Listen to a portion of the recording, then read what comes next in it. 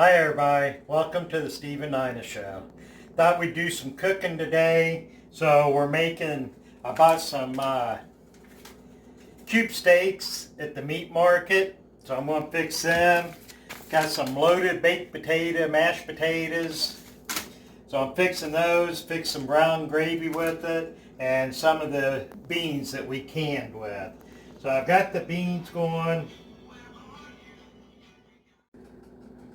Okay, I'm back. I got a phone call from Cleveland Clinic trying to get this stuff fixed with my medicine because they said by the end of this month I could be off my one anti-rejection medicine, and I have just enough to last until the 1st of March.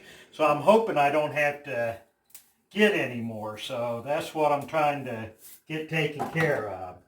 So anyway, I've got green beans on and going, and stick some butter in there and let it melt. And I've got the oil heating up for the steak. So I'm going to cut these open. And I don't know, I always forget where we put knives around here. Okay, so there's the last one in. Get them going. I guess I need to wash all this off my hands. So I got those in.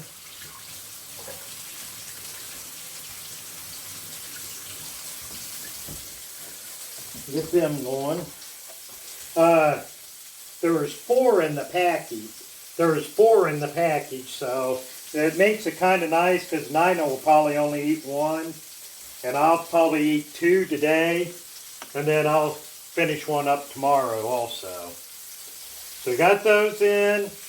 Now we're going to get the potatoes going. So I need 2 cups of water. Oh, I didn't add any salt and pepper to these, so let me add a little bit of salt and pepper to them. I like more than what Nina does on the pepper. They all laugh at me because my potatoes are black whenever I get done with them. So I need 2 cups of water.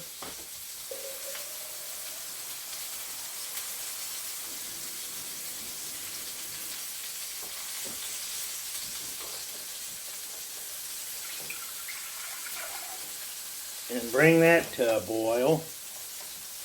And then on the gravy, I'll get the water ready. I need 1 cup of cold water. So I'll get that, go ahead and get that into the pan back here.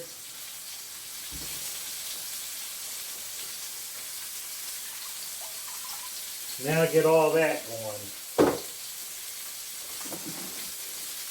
So I have to turn the beans up a little bit so they start getting hot and the butter starts melting. So the sun's out nice today, but it's not real warm. Starting to get done. So I thought while we're finishing it up, I'd tell you a story. When we lived out in the country when I was a kid, we decided to build a barn because we were going to buy cattle and start raising our own cows to raise up and butcher. So Dad wanted to build a pole barn. So this guy he worked with had a place down in Kentucky, close to Olive Hill, Kentucky. And so he had some pine trees he's wanting cut down. So Dad told him he'd come down, cut them down. That guy had told him he could just have them if he did. So Dad and me and my brother would go down on Saturday, and we made, man, I don't remember, 4 or 5 trips probably down there, maybe 3 or 4. But anyway, we made several trips down, and we cut the pine trees down and cut them into like 8-foot lengths or longer and haul them back up to where we lived in the country up here. So it was the last trip down there. We had all we needed except for this last load. So we got done, and the guy that owned the property, he goes, well, cut this one down. Let's cut this one down, then you can that'll be good. And so Dad's looking at this, and this pine tree's on the side of a hill. If anybody knows about Kentucky, the hills aren't small down there.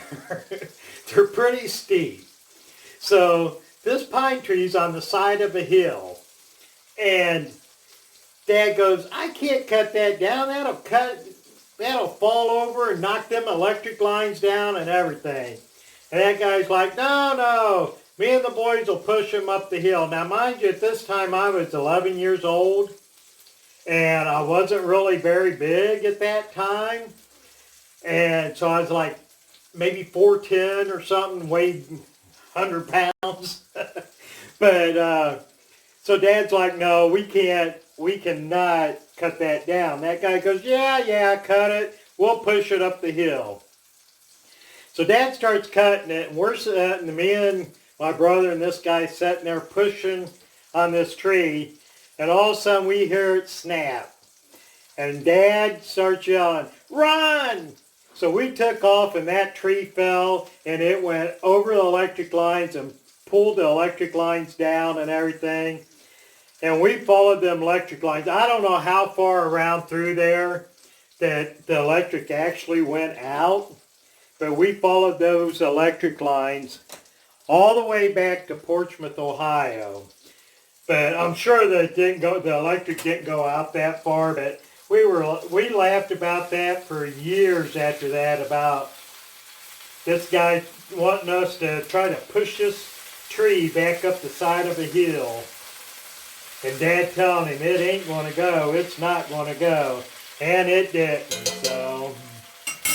Alright, so I think these are about done. The green beans are hot. I got the water back on for the potatoes to get that boiling. I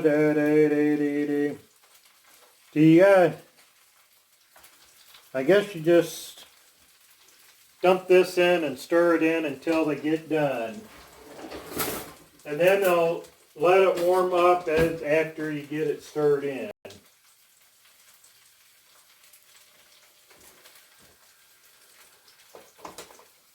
So we'll do that. Stir water gradually into gravy mix with the whisk. Here, baby, over here. So I guess I'll put that back in there. Let's use our little whisk here. In a small pan. Well, I've got the gravy or the water in, so I guess we'll gradually put the gravy mix in.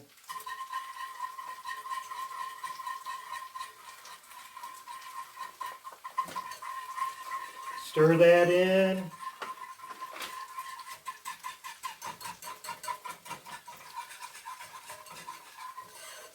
Looks like gravy. Just needs to get thickened up now. So you cook this on medium heat until gravy comes to a boil.